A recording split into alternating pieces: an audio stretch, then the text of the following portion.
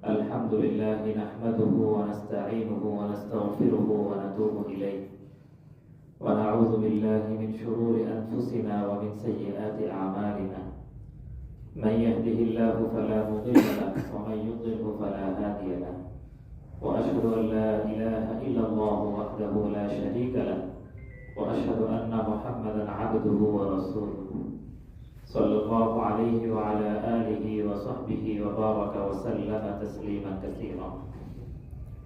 أما بعد فأعوذ بالله من الشيطان الرجيم. بسم الله الرحمن الرحيم.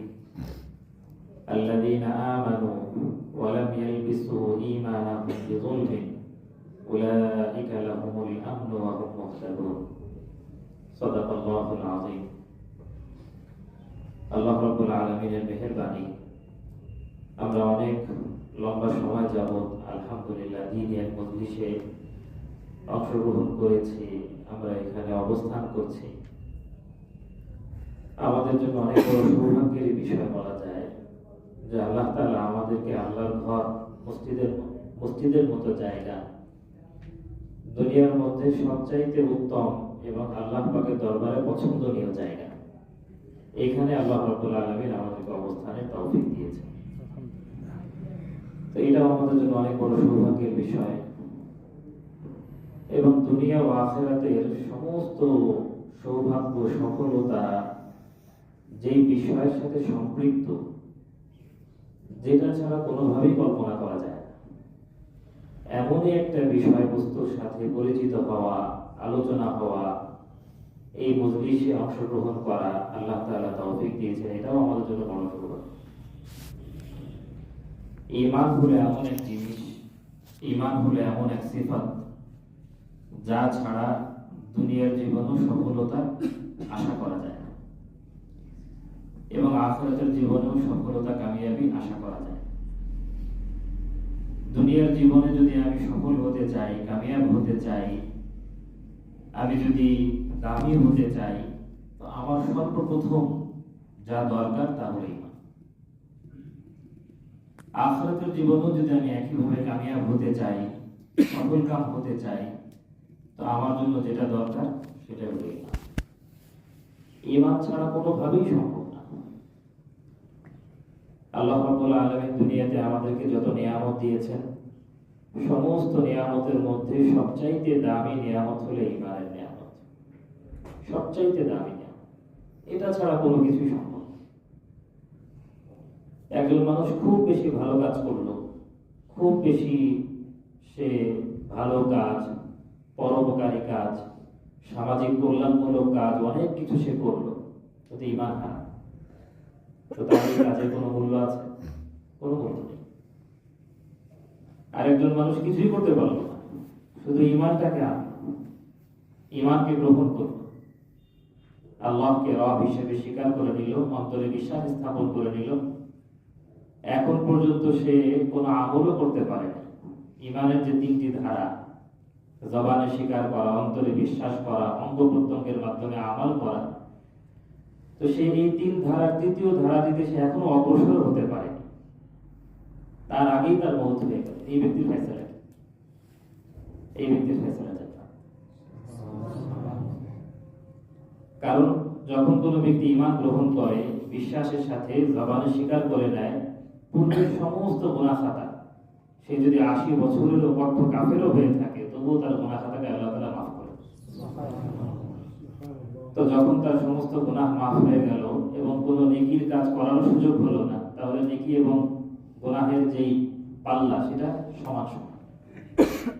আর আল্লাহ রাব্বুল আলামিনের ফয়সালা হলো যে কোনো ব্যক্তির গুনাহের পাল্লা এবং নেকির পাল্লা যদি সমান সমান হয়, তার জন্য জান্নাতের ফয়সালা।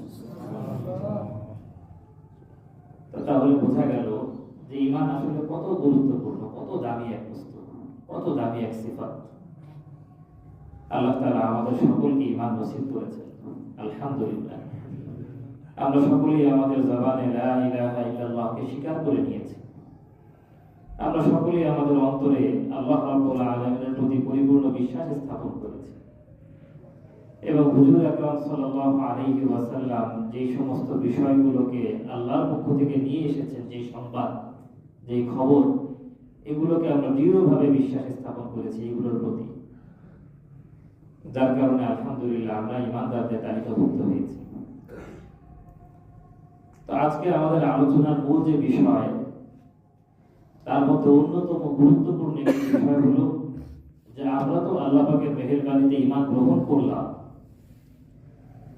ঈমানদার অবস্থায় আমরা হয়তোবা জন্মগ্রহণ করেছি, ঈমানদার অবস্থায় হয়তোবা আমরা পরিচিত লাভ করেছি। তো ঈমানদার অবস্থায় যেন আমাদের মৌতটাও হয়, এটা আমাদের জন্য গুরুত্বপূর্ণ একটা বিষয়। মুসলমানের ঘরে মুসলমান পরিচয় আমি তো জন্মগ্রহণ করেছি, এটা তো আমার জন্য আলহামদুলিল্লাহ আল্লাহ পাকের অনেক বড় মেহেরবানি। তো আমি যেন নিজের প্রচেষ্টায় মুসলমান অবস্থায়, মুমিন অবস্থায়, ঈমানদার অবস্থায় মৃত্যুবরণটাও করতে পারি, এই জন্য আমার চেষ্টা ফিকির করা, আল্লাহ তাআলার কাছে দোয়া চাওয়া। যে দুইটি দোয়ার কথা, দোয়ার বিষয়ে মনে করানো হলো, উদ্দেশ্য এটাই যে আমি যেন ঈমানের উপর অটল থাকতে পারি, আমি যেন ঈমানের উপরে মজবুত থাকতে পারি, এবং মুমিন পরিচয়ে, মুমিন অবস্থাতেই আল্লাহ রাব্বুল আলামিনের দরবারে মুমিন হিসেবেই কবুল হয়ে যেন আমার মৌতটা হয়। আল্লাহ তাআলা আমাদেরকে তৌফিক দান করেন। এই জন্যই আল্লাহ রাব্বুল আলামিন কালামুল্লাহ শরীফের ওই আয়াতের ভিতরে ইরশাদ করেছেন, যে আয়াতটি আমি তেলাওয়াত করেছি, আল্লাযীনা আমানু ওয়া লাম ইয়ালবিসু ঈমানাহুম বিযুলমিন উলাইকা লাহুমুল আমনু ওয়া হুম মুহতাদুন। নিশ্চয়ই যারা ঈমান গ্রহণ করেছে, ঈমান এনেছে এবং ওয়ালাম ইয়ালবিসু ঈমানাহুম বিযুলমিন, তাদের ঈমানকে তারা জুলুমের সাথে মিশ্রণ করে। জুলুম মানে হলো গুনাহ, সব ধরনের গুনাহকেই বলা হয় জুলুম। আল্লাহ রাব্বুল আলামিন কোরআনে কারীমে বিভিন্ন জায়গায় বান্দার গুনাহের ব্যাপারে যখন আলোচনা করেছেন, তো এই জুলম শব্দ ব্যবহার করেছেন। এই গতকালও জুমার আলোচনায় বলছিলাম, ওয়াল্লাযীনা ইযা ফাআলু ফাহিশাতান আও যালামু আনফুসাহুম, যদি কেউ কোনো ফাহিশা কাজ করে অথবা নিজের উপরে জুলুম করে, জান্নাতীদের একটা বৈশিষ্ট্য হলো যে ফাহিশা কাজ হয়ে গেলে কখনো নিজের উপর সে জুলুম করে বসলে সাথে সাথে আল্লাহকে স্মরণ করে এবং ইস্তিগফার করে। যাকারুল্লাহ ফাস্তাগফারু লিযুনুবি, নিজের গুনাহের জন্য আল্লাহ তাআলার কাছে সে মাফ চায়। তো আল্লাহ রাব্বুল আলামিন আয়াতের ভিতরে এই কথা বলছেন যে ওয়ালাম ইয়ালবিসু ঈমানাহুম বিযুলমিন, ঈমান এনেছে এবং জুলুমের সাথে তার ঈমানকে মিশ্রণ করে। এই আয়াত যখন নাযিল হলো, সাহাবায়ে কেরাম রাদিয়াল্লাহু আনহুম চিন্তিত হয়ে পড়লেন এবং আল্লাহ নবী সাল্লাল্লাহু আলাইহি ওয়াসাল্লামের কাছে জিজ্ঞাসা করলেন যে ইয়া রাসূলুল্লাহ, এমন কে আছে দুনিয়াতে যে জুলুম করে নিজের উপর? গুনাহ তো সবার দ্বারা কম বেশি হয়েই যায়, তো তাহলে এটা তো আমাদের জন্য অনেক কঠিন বিষয় মনে হচ্ছে, অনেক ভারী বিষয় মনে হচ্ছে। তো তখন আল্লাহ রাব্বুল আলামিন ওই আয়াত নাযিল করে দিলেন, ইন্নাশ শিরকা লাযুলমুন আযীম, অর্থাৎ সবচেয়ে বড় জুলুম হলো শিরক। অর্থাৎ ঈমান আনার পরে যেই ব্যক্তি শিরকের দিকে অগ্রসর হবে না, এর অর্থ হলেই সে জুলুমের সাথে তার ঈমানকে মিশ্রণ করবে। ঈমান আনার পরে ঈমানদার অবস্থাতেই সেই ব্যক্তি দুনিয়ার জীবনে অটল থাকবে, দুনিয়াতে সেই ব্যক্তি প্রতিষ্ঠিত থাকবে, মুমিন অবস্থাতেই থাকবে, শিরকের অন্তর্ভুক্ত সে হবে না, শিরকের দিকে সে ধাবিত হবে না। আল্লাহ রাব্বুল আলামিন বলেন, উলাইকা লাহুমুল আমনু ওয়া হুম মুহতাদুন, তারা হলো আখিরাতের জীবনে নিরাপদ এবং দুনিয়াতে তারা হেদায়েত প্রাপ্ত। আখিরাতের জীবনের নিরাপত্তা ঈমানের সাথে সম্পৃক্ত। দুনিয়ার জীবনেও হেদায়েত প্রাপ্ত হওয়া, দুনিয়ার জীবনেও নিরাপদ জীবন লাভ করা, সহজ সুন্দর সুষ্ঠু জীবন লাভ করা, এটাও ঈমানের সাথে সম্পৃক্ত। তো আল্লাহ রাব্বুল আলামিন এই কথা বলেছেন, উলাইকা লাহুমুল আমনু ওয়া হুম মুহতাদুন, তারা হচ্ছে আখিরাতে নিরাপদ এবং দুনিয়াতেও তারা হেদায়েত পাবে। এই জন্য ঈমানকে ধরে রাখার চেষ্টা করা, সদা সর্বদা ঈমানের উপর অবিচল থাকা, অটল থাকার চেষ্টা করা। কোনো অবস্থাতেই, কোনো ক্ষেত্রেই আমি যেন ঈমান থেকে দূরে সরে না যাই। আমার সামনে যত বড় পরীক্ষায় আসুক না কেন, আমাকে পদচ্যুত করা হবে, হোক, কোনো সমস্যা নেই। আমি ইমানকে ধরে রাখার জন্য পদচ্যুত হতেও রাজি আছি। আমাকে শুলিতে চড়ানো হবে, আমি আমার ইমানকে ধরে রাখার জন্য শুলিতে চড়তেও রাজি আছি। আমাকে ফাঁসির দড়িতে ঝুলানো হবে, বলা হলো যে তুমি ইমান ছাড়ো, ফাঁসি থেকে মুক্তি পেয়ে যাবে। না, আমি ফাঁসির দড়িতে ঝুলতেও রাজি, কিন্তু আমি আবার ইমান ছাড়তে রাজি।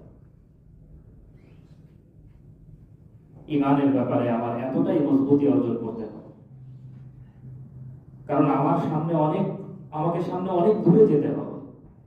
আমাকে মুমিন অবস্থায় মৃত্যুবরণ করতে হবে, তবেই আল্লাহর ভাষ্য অনুযায়ী লাহুমুল আম, আমি আখিরাতে নিরাপদ, আমার জন্য আল্লাহর পক্ষ থেকে নিরাপত্তা। তো কোনোভাবেই ইমান হারা হলে চলবে। উপরের বসকে খুশি করার জন্য যদি আমি আমার ইমানকে ছেড়ে দেই,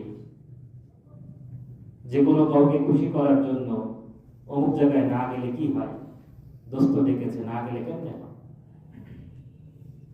ইমানকে রক্ষা করার জন্য এমন দোস্ত, হাজার হাজার দোস্তকেও আমি কোরবান করতে রাজি, যেই দোস্ত আমাকে শিরকের দিকে নিয়ে যায়। আজকে মুসলমান জানেই না যে কোন কারণে, কোন কাজের কারণে আমার ইমান নষ্ট হয়ে গেল। পূজা মণ্ডপে গিয়ে বসে আছে, সেখানে প্রসাদ দেওয়া হচ্ছে, সেটা গ্রহণ করছে।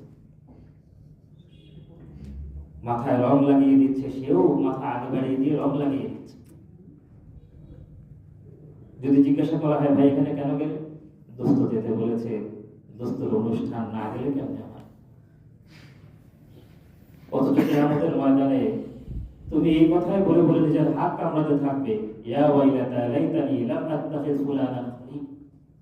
হায় হায়, দুনিয়ার জীবনে যদি আমি অমুক ব্যক্তিকে দোস্ত হিসেবে গ্রহণ না করতাম, তাহলে আজকে আমার এই অবস্থা হতো।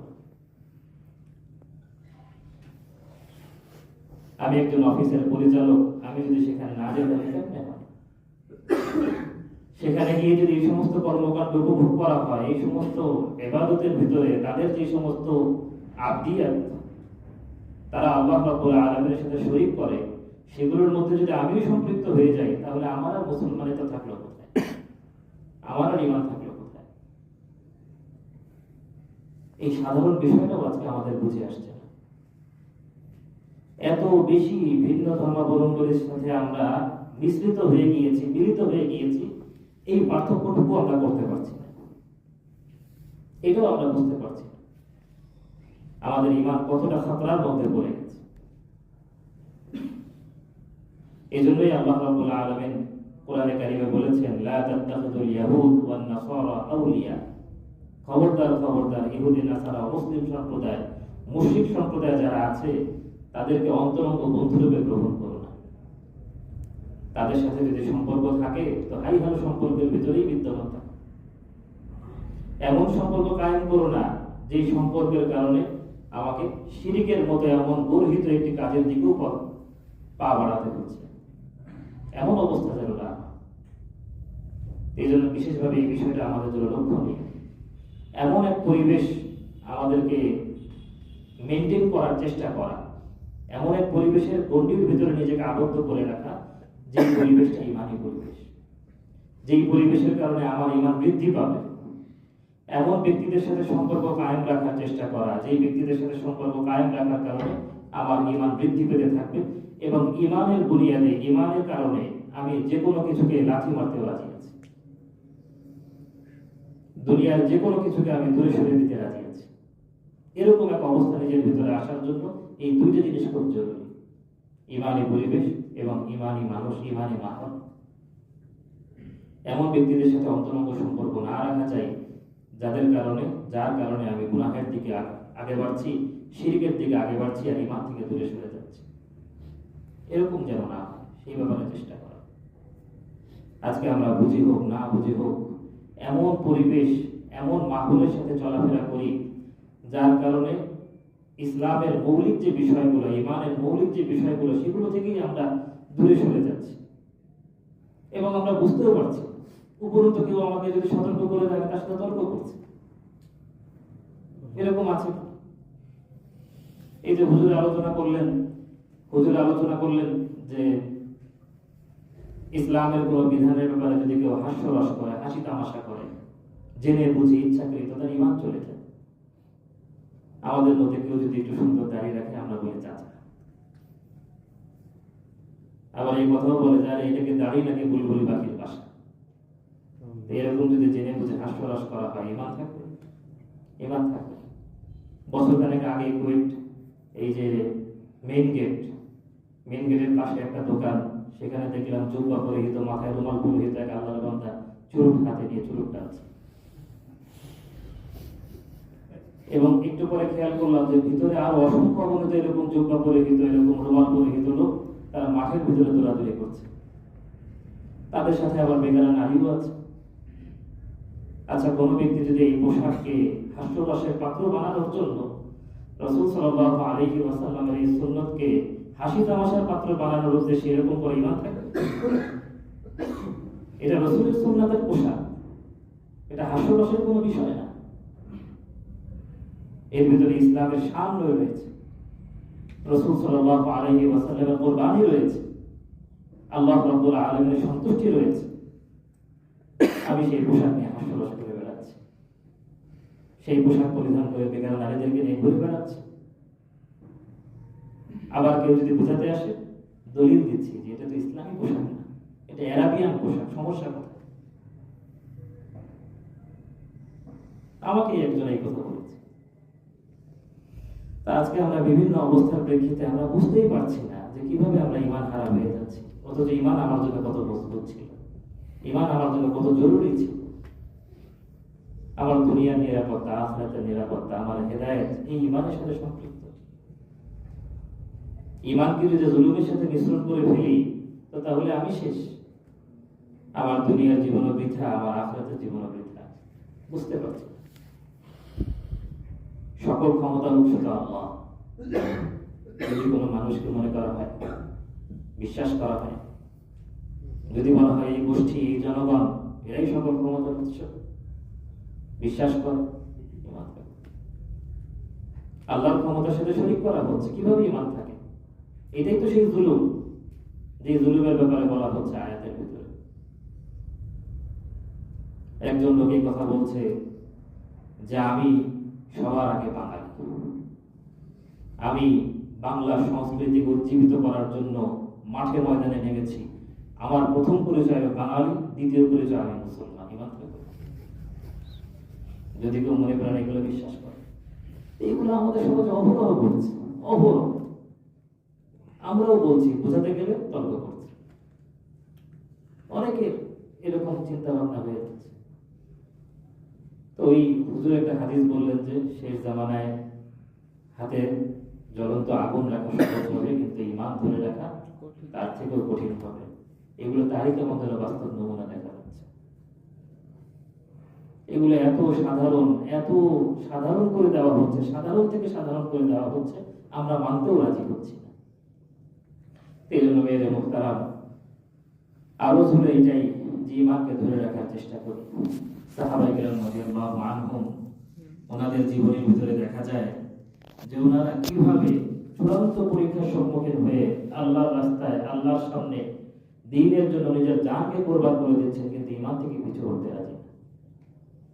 হুজুর সাল্লাল্লাহু আলাইহি ওয়াসাল্লামের ইন্তেকালের আগ মুহূর্তের একটা ঘটনা, ছোট্ট একটা ঘটনা, তারপরেই আমরা আলোচনা শেষ করব ইনশাআল্লাহ। ইন্তেকালের আগ মুহূর্তে এক দূত আল্লাহর নবী সাল্লাল্লাহু আলাইহি ওয়াসাল্লামের কাছে এক চিঠি নিয়ে আসলো। সেই চিঠির মধ্যে লেখা যে এই চিঠি আল্লাহর নবী মুসাইলামা থেকে প্রেরিত আল্লাহর নবী মুহাম্মদের কাছে। মুসাইলামাতুল কাযযাব যাকে বলা হয়, মিথ্যা ভণ্ড নবীর দাবিদার। আল্লাহর নবী সাল্লাল্লাহু আলাইহি ওয়াসাল্লামের এই চিঠি দেখেই তো মেজাজ বিগড়ে গেল। এই কি, আর কত যুদ্ধ বিগ্রহ হবে, আর কত এভাবে চলবে? এ তো একের পর এক ফিতনার জ্বরকে উৎখাত করা হচ্ছে, আর নতুন ফিতনা জাগ্রত হচ্ছে। তো তিনি তখন আরেকটা চিঠি লিখলেন। এখন চিঠি লিখে পাঠাবেন কাকে? তো পাঠালেন হযরতে হাবিব ইবনে যায়েদ রাদিয়াল্লাহু আনহুকে, যে যাও আমার এই চিঠি মুসাইলামার কাছে তুমি পৌঁছে দিয়ে আসো। হাবিব ইবনে যায়েদ রাদিয়াল্লাহু আনহু রাসূলুল্লাহ সাল্লাল্লাহু আলাইহি ওয়াসাল্লাম চিঠি নিয়ে মুসাইলামার কাছে গেল। যাওয়ার পরে তখন দেখে যে চিঠি শুরুতে লেখা যে তুমি মুসাইলামা, তুমি হচ্ছে মিথ্যা নবীর দাবিদার, ভণ্ড নবীর দাবিদার। আল্লাহ তাআলা আমাকে নবী হিসেবে দুনিয়াতে প্রেরণ করেছেন এবং আনা খাতামুন নাবিয়্যিন, আমি সর্বশেষ নবী, আমার পরে আর কোনো নবী নেই। এই চিঠি দেখে তারও তো মেজাজ গরম। সেই সাথে সাথে ওই দূতকে হযরত হাবিব ইবনে যায়েদ রাদিয়াল্লাহু আনহুকে পাকড়াও করলো। একদিন তাকে বন্দী করে রাখলো। এরপরের দিন জনসম্মুখে ওই কবিলার সমস্ত মানুষকে জড়ো করে তার সামনে ওনাকে উপস্থিত করা হলো। সবার সামনে মুসাইলামাতুল কাযযাব তাকে জিজ্ঞাসা করলো, বলো তো তুমি কি কথা সাক্ষ্য দাও যে মুহাম্মদ রাসূলুল্লাহ, মুহাম্মদ আল্লাহর রাসূল? তিনি বললেন যে হ্যাঁ, আমি এই কথা সাক্ষ্য দিই যে মুহাম্মদ আল্লাহর রাসূল সাল্লাল্লাহু আলাইহি ওয়াসাল্লাম। তারপরে তিনি বলতেছেন আচ্ছা বলো তো, সেই কথা বলছে আচ্ছা বলো তো তুমি কি কথা সাক্ষ্য দাও মুসাইলামা আল্লাহর রাসূল? তখন হাবিব ইবনে যায়েদ রাদিয়াল্লাহু আনহু বলতেছেন যে দুষ্কৃতিকারী, এই হঠকারী, তুই তোর জবান থেকে এই নাপাক কথাকে বের করা বন্ধ কর, অন্য কিছু হইলে কর। তো এই কথা শোনার পরে সে রাগান্বিত হয়ে গেল এবং তরবারি দ্বারা আঘাত করে তার ডান হাতের কবজি থেকে কেটে ফেলে দিল। উনি এই অবস্থায় দাঁড়িয়ে আছে, ওনার শরীরকে বেঁধে রাখা হয়েছে খুঁটির সাথে। এরপর তাকে আবার জিজ্ঞাসা করা হলো যে বলো মুহাম্মদ আল্লাহর রাসূল? তিনি বলেন যে হ্যাঁ, মুহাম্মদ আল্লাহর রাসূল। আচ্ছা বলো মুসাইলামা আল্লাহর রাসূল? আবারও একই কথা, যে বেয়াদব, এই দুষ্ট, এই ধরনের নাপাক কথা জবান থেকে বের করা বন্ধ করে। তরবারি দ্বারা আঘাত করে হাতের আরো একটু অংশ কেটে ফেলে দেওয়া হলো। তো এইভাবে বারবার প্রশ্ন করছে, বারবার তিনি ইনকার করছেন যে না, আল্লাহ রাসূল একমাত্র তিনি, মুহাম্মদুর রাসূলুল্লাহ, তিনি খাতামুন নাবিয়্যিন। তুমি তোমার জবান থেকে এই সমস্ত এলোমেলো কথা বের করা বন্ধ করে।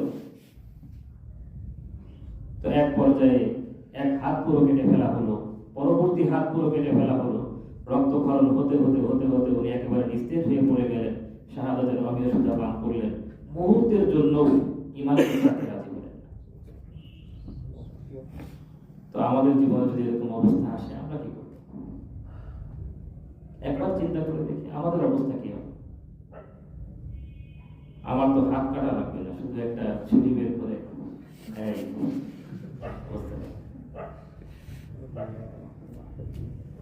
শুধু একটা প্লাস্টিকের বন্দুক বের করে বল, অবস্থাটা একবার চিন্তা করে দেখি। তো আমাদের ইমানের ভিতরে অনেক দুর্বলতা আছে। এই ইমানকে আমাদের মজবুত করার চেষ্টা করতে হবে। ইমানি মাহলের ভিতরে থেকে, ইমানি পরিবেশের ভিতরে থেকে মুসলমান মুমিন বন্ধুদের সাথে চলাফেরা, মেলামেশা করতে হবে। অমুসলিমদের সাথে মেলামেশা বাদ দিতে হবে।